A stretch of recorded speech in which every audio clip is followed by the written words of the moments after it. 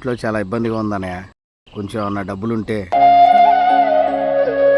అరే ఉన్నాయిరా తమ్ముడు, ఎందుకు మొగమాట పడుతున్నావు నా దగ్గర? తమ్ముడు నీ ఫోన్కి 5,000 ఫోన్ పే చేశా చూడు. వచ్చినాయి అన్నయ్య, చాలా థ్యాంక్స్ అన్నయ్య. అరే నేను నీ అన్నయ్యనరా, నాకు థ్యాంక్స్ చెప్తావేంట్రా? ఒక్క విషయం గుర్తుపెట్టుకో, నీకెప్పుడు డబ్బులు అవసరమైనా మొహమాటం లేకుండా నన్ను అడుగు. నా దగ్గర ఉన్నంతకాలం నీకు ఇస్తా. సరే అన్నయ్య.